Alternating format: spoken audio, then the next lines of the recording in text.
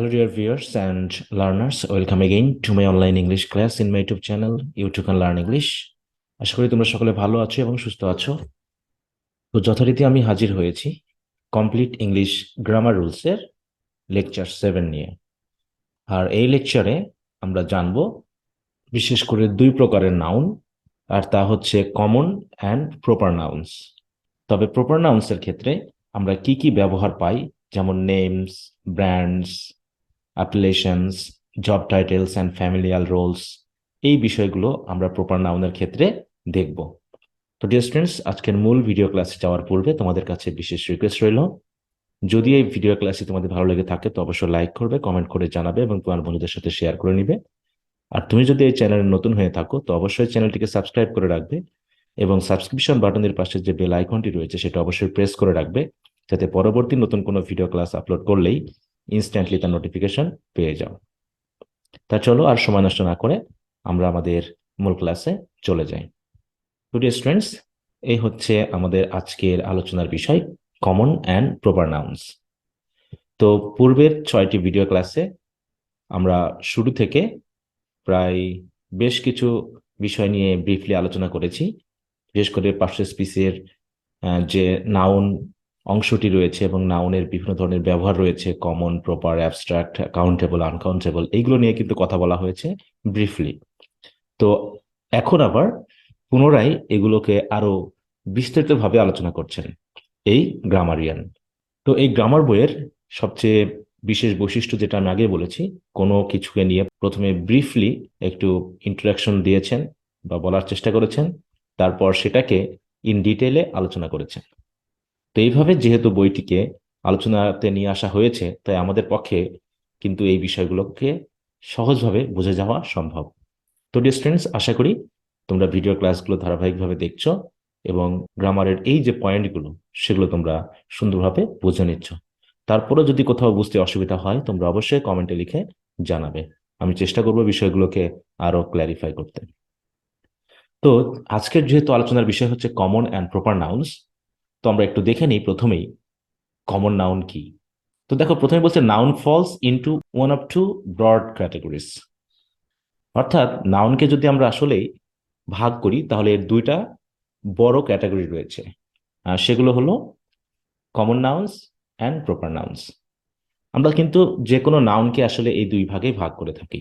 প্রথমত একদম স্পেসিফাই করলে পারে, স্পেসিফিক ভাবে বললে আমরা প্রপার নাউন্স বলছি, আর কমপক্ষে দুইজনের ভিতরে যদি কমন হয়ে যায় বৈশিষ্ট্যগত, তাকে আমরা বলছি হচ্ছে কমন নাউন্স।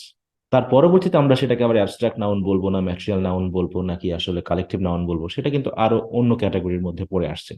তো আমরা যদি একটু মাথা খাটাই তাহলে আসলে আমরা দেখতে পারি যে যে কোনো কিছু আমাদের সামনে যা আছে সেগুলোকে যদি আমরা একটু দেখার চেষ্টা করি তাহলে আসলে ইন্ডিভিজুয়ালি একটা বিষয়কে আমরা চিনব হচ্ছে হয় কমন নাউন হিসাবে আর না হয় প্রপার নাউন হিসাবে, তাই না? তো আমরা আরেকবার একটু দেখে নিই কমন নাউন্স আসলে কোনগুলোকে বোঝায়। বলছে all nouns serve two name a person, place or thing. হ্যাঁ, যে কোনো নাউনই কিন্তু কি করে, কোনো ব্যক্তি, বস্তু বা জিনিসের নামকরণ করে, অর্থাৎ নাম বলে দেয়, তাই না? বলছে all noun serve two name, তাহলে টু নেম মানে নাম দেওয়া, a person, place or thing. তবে বলা হচ্ছে those that identify general people, তবে যে নাউনগুলো জেনারেলি পিপল, প্লেস এবং থিংকে আইডেন্টিফাই করে, মানে যে নাউনটা বললে আমি একজনকে বুঝবো না বরং ওই জাতীয় সকলকে সাধারণভাবে বুঝবো, তখন আমরা বলবো কি কমন নাউন্স। সেই নাউনগুলোকে আমরা বলবো হচ্ছে কমন নাউন। কমন নাউনের বিশেষ যে বৈশিষ্ট্য সেটা হলো কি, দে নেম দ্যাট, তারা সেই সকল জিনিসগুলোকে নামকরণ করে, which is common among others, যেগুলো অন্যের ভিতরেও কমন, তাই না? যেমন পেন বলছি যখন, তখন কিন্তু আমরা একটা পেনকে বলছি না, বরং ওই জাতীয় সকল জিনিসকে আমরা বলছি হচ্ছে পেন। যখন বলছি ডগ, তখন ওই বৈশিষ্ট্য সম্পন্ন সকলকে আমরা বলছি, আমরা কিন্তু একজনকে বলছি না। তারা যখন আমরা একটা ডগের নাম দিচ্ছি যে ডগি, তাহলে ডগি বলে যখন আমি মনে করি একটা প্রপার নাম হিসেবে বুঝলাম যে একটা স্পেসিফিক আমার একটা কুকুর আছে যার নাম দিয়েছি আমি ডগি। তাহলে এই ডগি যখন শব্দটা ইউজ করছি তখন একটা কুকুরকে বোঝানো হচ্ছে, কিন্তু যখন ডগ শব্দটা আমি ইউজ করছি তখন কিন্তু শুধু আমার ওই একটা কুকুরকে বোঝানো হচ্ছে না, বরং এই পৃথিবীর যত কুকুর আছে ইন জেনারেল সকলকে বোঝানো হচ্ছে, তাই না? তো এইভাবে আরো যদি কিছু উদাহরণ আমরা দেখি, হি স্যাট অন দ্য চেয়ার, সে চেয়ারটাতে বসলো। তাহলে চেয়ার যে শব্দটা আমি বলছি সেটা দিয়ে একটা চেয়ারকে বোঝানো হচ্ছে, এই নামটা কিন্তু ওই জাতীয় সকল জিনিসের ক্ষেত্রে খাটবে, তাই না? তাহলে চেয়ার একটা জিনিস যার উপরে আমরা বসি, তার একটা নির্দিষ্ট কাঠামো আছে। তাহলে এই চেয়ার শব্দটা যখন ইউজ করছি, আমি আপাতত একটা চেয়ারকে বোঝালো, এই নামটা কিন্তু সকলের ক্ষেত্রেই খেটে যাচ্ছে। একইভাবে I live in a city, আমি একটা শহরে বসবাস করি। তাহলে সিটি কি? তার একটা নির্দিষ্ট বৈশিষ্ট্য আছে, একটা প্লেস, তাই না? এই সিটি কি একটা আছে সারা বিশ্বে? না, অসংখ্য সিটি রয়েছে, তাই না? তাহলে সিটি শব্দটা যখন আমি ইউজ করছি, তখন আমরা কিন্তু একই বৈশিষ্ট্য সম্পন্ন একটা স্থানকে বুঝছি। তবে একটা সিটি মানে যখন বলছি, তখন হচ্ছে কি, যে অনেকগুলোর মধ্যে একটিকে বোঝাচ্ছে। উই মেট সাম পিপল, আমরা কিছু মানুষের সাথে সাক্ষাৎ করেছিলাম। তাহলে পিপল বলতে অনেকগুলোকে বোঝাচ্ছে, তাই না? শি ওয়েন্ট ইনটু পলিটিক্স, রাজনীতি। তাহলে রাজনীতি শব্দটাও কিন্তু একটি common noun. Our teacher is angry, teacher শব্দটাও কিন্তু কমন নাউন, তাই না? Let's go down to the lake, lake শব্দটাও কিন্তু কমন নাউন। তাহলে কমন নাউন মানে হচ্ছে যে জিনিসটাকে আমরা সিঙ্গেল এবং স্পেসিফিক বুঝবো না, বরং যে নামটা ওই একই বৈশিষ্ট্য সম্পন্ন সকলের ক্ষেত্রে প্রযোজ্য। ঠিক আছে? তো আমরা একটু খেয়াল করব যে কমন নাউন আসলে কি, সেটাকে প্রপার নাউনের সাথে মিলিয়ে আমরা সেপারেট করার চেষ্টা করব। ঠিক আছে না? এরপর আমরা প্রপার নাউনে চলে আসি। তো প্রপার নাউন্স কি? On the other hand are use to identify a unique person, place or thing, যেটা হচ্ছে ইউনিক, একক, একটা, যেটা দিয়ে মাত্র একজনকে বোঝানো হবে। যেমন আমি বলছি বাংলাদেশ, তখন কি হচ্ছে? একটা নির্দিষ্ট দেশকে বোঝাচ্ছে। এই বাংলাদেশ বলে কিন্তু আর কোনো পৃথিবীতে কোনো দেশ নেই, তাই না? একইভাবে যদি আমি বলি হচ্ছে ঢাকা, তাহলে এই ঢাকা নামে আর কোনো সিটি নেই। সিটি কিন্তু অনেক আছে, কিন্তু ঢাকা যে নামটা, সেটা প্রযোজ্য হয় একটা নির্দিষ্ট শহরের ক্ষেত্রে, যেটা হচ্ছে ইউনিক। আর কোনো শহরের ক্ষেত্রে কিন্তু এটা খাটবে না। ঠিক আছে না? তাই বলছে a proper nouns names someone or something that is one of a kind, যেটা মাত্র একটি, ওই প্রজাতির মধ্যে একটি রয়েছে। Which is signified by the use of a capital letter. তবে আমরা প্রপার নাউন যখন লিখি, তখন আমাদের মাথায় রাখতে হবে যে সেন্টেন্সের যেখানে বসানো, দেখো no matter where it appears in a sentence, সেন্টেন্সের কোথায় বসাচ্ছি সেটা কিন্তু মুখ্য বিষয় নয়। আমরা যেখানেই বসাই না কেন, তার প্রথম লেটারটা হবে কি? ক্যাপিটাল। হ্যাঁ? তো প্রপার নাউন মানেই হচ্ছে ইউনিক জিনিস, একটা জিনিস। যেমন যদি আমি বলি কম্পিউটার, তাহলে কম্পিউটার তো শব্দটা বলার সাথে সাথে আমরা বুঝছি একই বৈশিষ্ট্য সম্পন্ন এই জাতীয় ডিভাইস গুলোকে, তাই না? যখন ডেল বলছি, তখন কিন্তু আমরা একটা কোম্পানির নামকে বুঝছি। যখন স্যামসাং বলছি, তখন একটা কোম্পানির নামকে বুঝছি, তাই না? এটা কিন্তু আর ওই এক জাতীয় সকলকে বোঝাচ্ছে না। ঠিক আছে? তখন এই জাতীয় নামগুলো যেগুলো ইউনিক, সেগুলোকে আমরা বলবো হচ্ছে প্রপার নাউন। তাহলে পৃথিবীর যে কোনো নাউনকে আমরা এই দুই ভাবেই পাবো।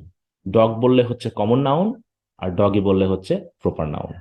কম্পিউটার বললে হচ্ছে কমন নাউন, ডেল বললে আমরা বুঝছি ওই কম্পিউটার কোম্পানির প্রপার নাউন। ঠিক আছে? তো এইভাবে আমরা একটু বুঝে নেওয়ার চেষ্টা করব।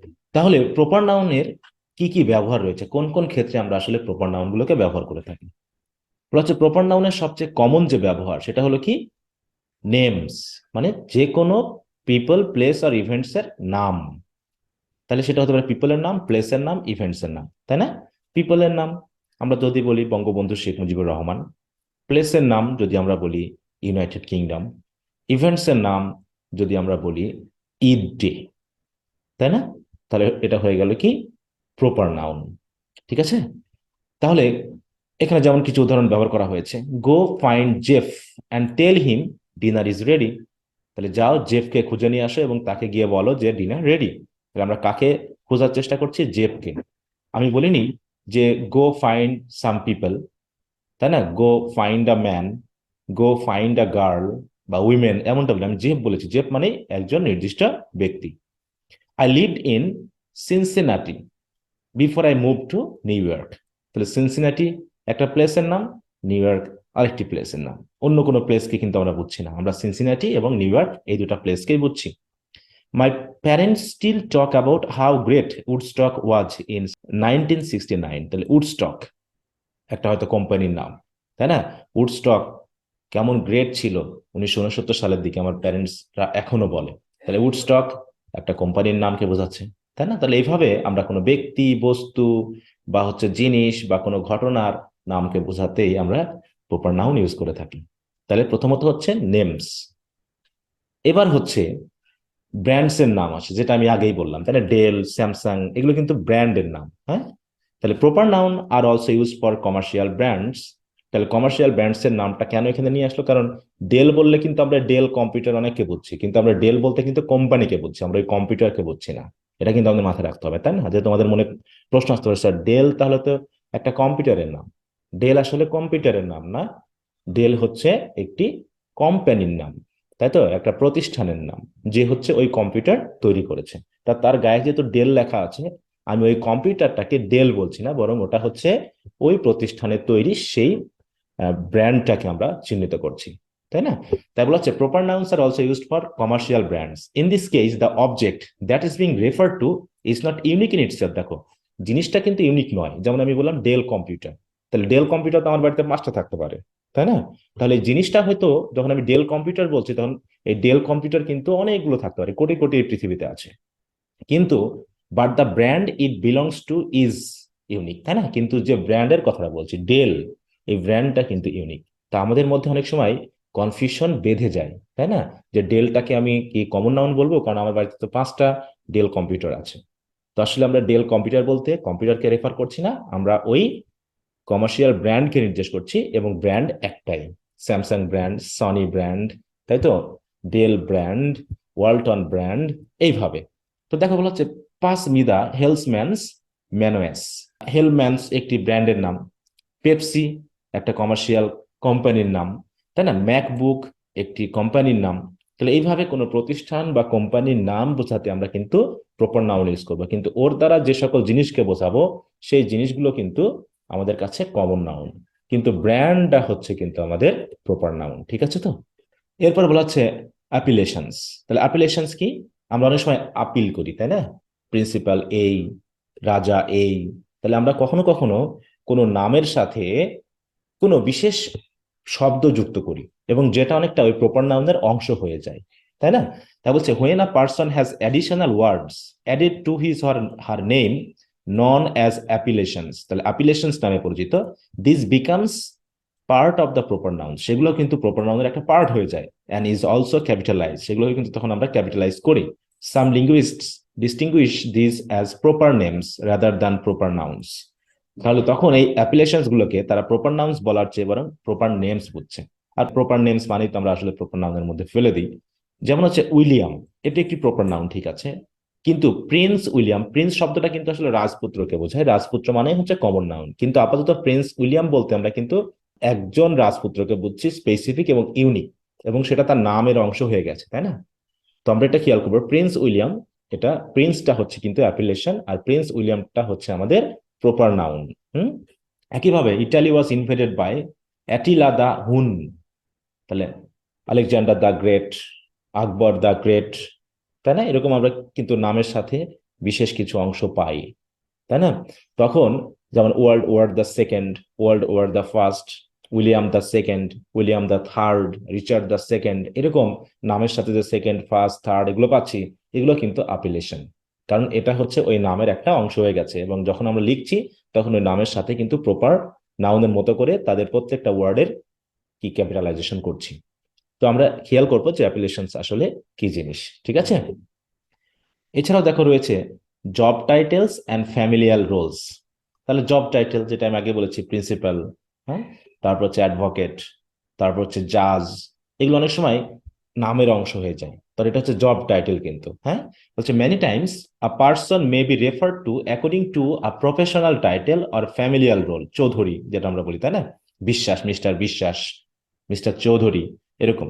তাই বলছে তাদের নামের পরিবর্তন অনেক সময় আমরা তাদের ওই যে ফ্যামিলিয়াল যে নামটা বা প্রফেশনাল নামটাকে ইউজ করে থাকি। তাই বলছে in this case the title is being used as a noun of address. তখন এগুলো কিন্তু নাউন অফ অ্যাড্রেস হিসাবে ব্যবহার হচ্ছে। এটা কিন্তু আমরা অলরেডি বুঝে এসেছি যে আসলে নাউন অফ অ্যাড্রেস কি, এবং এই নাউন অফ অ্যাড্রেস গুলোকে কি করা হয়, is considered a proper noun, এগুলোকে কিন্তু প্রপার নাউন বলা হয়। Even it would be a common noun, দেখতে কমন নাউনের মতো ব্যবহার হলেও, বা অন্যান্য সার্কামস্টেন্সেসে বা অন্যান্য ক্ষেত্রে কমন নাউন হিসেবে ব্যবহার হলেও, আপাতত এই যে আমরা ব্যবহার করছি বিশেষ করে অ্যাড্রেস করতে কাউকে, তখন আমরা একে কিন্তু বলছি হচ্ছে প্রপার নাউন। যেমন how are you doing coach, তাহলে কোচ তো এমনি কমন নাউন, তাই তো, যিনি শেখান, কিন্তু এইখানে আমরা কোচ বলতে কিন্তু ওই স্পেসিফিক কোচকে বোঝাচ্ছি যার সাথে কথা বলা হচ্ছে, তাই না? আর আমরা জানি নাউন অফ অ্যাড্রেস মানেই হচ্ছে যার সাথে সরাসরি কথা বলা হয়, যাকে অ্যাড্রেস করা হয়। তা I need your advice mister president. Mister president, আপনার পরামর্শ আমার দরকার। Mister president, mister prime minister, তাই না, মিস্টার প্রিন্সিপাল, মিস্টার ম্যানেজার, এইভাবে। তাহলে হচ্ছে mom, can you come with me to the playground. এই মম বলতে কিন্তু আমি আমার মাকে বুঝছি এককভাবে, তাই না? Please to meet you doctor. Doctor, আপনার সাথে দেখা করে খুব খুশি হয়েছি। তাহলে doctor, mom, my president, coach, এগুলো কিন্তু হচ্ছে নাউন অফ অ্যাড্রেস, এবং এটা অনেকটা কিসের সাথে জড়িত? Job title. দেখো, তাহলে মিস্টার প্রেসিডেন্ট, কোচ, ডক্টর, এগুলো হচ্ছে জব টাইটেলের সাথে রিলেটেড। মম হচ্ছে ফ্যামিলিয়াল রোল হিসাবে আমি তাকে ব্যবহার করছি, তাই না? ফাদার, ব্রাদার, এই যে শব্দগুলো যখন নাউন অফ অ্যাড্রেস হিসেবে আমি ইউজ করব, তখন তাদেরকে আমরা বলবো হচ্ছে প্রপার নাউন। তো ডিয়ার স্টুডেন্টস, এই হচ্ছে আমাদের আজকের কয়েকটি নাউন সম্পর্কে আলোচনা। তাহলে এখানে আমরা দেখলাম কি কমন নাউন এবং প্রপার নাউনের ব্যবহার। কমন নাউনের তো আলাদা কোনো প্রকারভেদ নেই বা ভিন্ন ব্যবহার নেই, বরং কমন নাউন বলতে আমরা এমন ওয়ার্ডকে বুঝছি যা কমপক্ষে একের অধিক ব্যক্তি, বস্তু বা জিনিসের মধ্যে কি করা যায়? প্রয়োগ করা যায়। অন্যদিকে প্রপার নাউন বলতে আমরা ইউনিক কোনো ব্যক্তি, বস্তু বা জিনিসের নামকে বুঝছি। আর প্রপার নাউনকে আমরা কোনো নামকরণ করতে, ব্র্যান্ডের নাম বোঝাতে, অথবা অ্যাপিলেশনস করতে, বা নামের সাথে যে বিশেষ অংশ যুক্ত হয়, এছাড়াও নামের সাথে যখন জব টাইটেল এবং ফ্যামিলিয়াল রোল যুক্ত হয়, তখন সেগুলো কমন নাউন হলেও আমরা এদিকে কিন্তু প্রপার নাউন বলে থাকি। তা চলো আমরা কিছু কুইজের সমাধান নিয়ে নিই। যেমন প্রথমটি বলা হচ্ছে common nouns identify people, place or things that are unique. না, নিশ্চয়ই, তাই না? Specially unique or one kind, না, এটা প্রপার নাউন। জেনেরিক এবং আদার সিমিলার নাউন্স, হ্যাঁ, তাহলে জেনেরিক বা জেনারেল, যেটা অন্য সিমিলার নাউনের সাথে প্রয়োগ করা যায়, তাই না? আর অ্যাড্রেস বাই দ্য স্পিকার বললে কি হয়? নাউন অফ অ্যাড্রেস হয়ে যায়, যেটা প্রপার নাউন হয়। আর এখানে তো কাউন্টেবল আনকাউন্টেবল ব্যাপার আসছে না, তাই না? এবার বলা হচ্ছে things refer to by their brands use which kind of nouns. তাহলে ব্র্যান্ড প্রকাশ করতেও কিন্তু আমরা প্রপার নাউন ব্যবহার করে থাকি। এছাড়া nouns of address are used in the same way as which kind of nouns. তাহলে নাউন অফ অ্যাড্রেসও কিন্তু প্রপার নাউনের মতোই ব্যবহার হয়। তো ডিয়ার স্টুডেন্টস, এই হলো আজকের মতো আমাদের আলোচনা। তো আশা করি তোমরা পুরো ভিডিও ক্লাসটি দেখেছো এবং আজকের প্রপার এবং কমন নাউনের ব্যবহারটুকু যতটুকু বোঝানো হলো তোমরা ক্লিয়ারলি বুঝতে পেরেছো।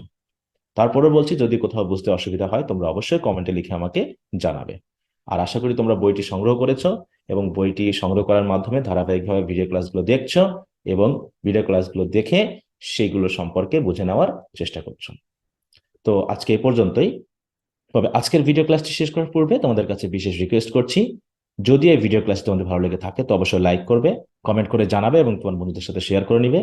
আর তুমি যদি এই চ্যানেল নতুন হয়ে থাকো তো অবশ্যই চ্যানেলটিকে সাবস্ক্রাইব করে নিবে এবং সাবস্ক্রিপশন বাটনের পাশে যে বেল আইকনটি রয়েছে সেটা অবশ্যই প্রেস করে রাখবে, যাতে পরবর্তী নতুন কোনো ভিডিও ক্লাস আপলোড করলেই ইনস্ট্যান্টলি তার নোটিফিকেশন পেয়ে যাও। তো ডিয়ার স্টুডেন্টস, পরবর্তী ভিডিও ক্লাসে তোমাদের সাথে আবার কথা হবে এই কামনা নিয়ে আজকের মতো শেষ করছি। ভালো থাকো, সুস্থ থাকো, বাই।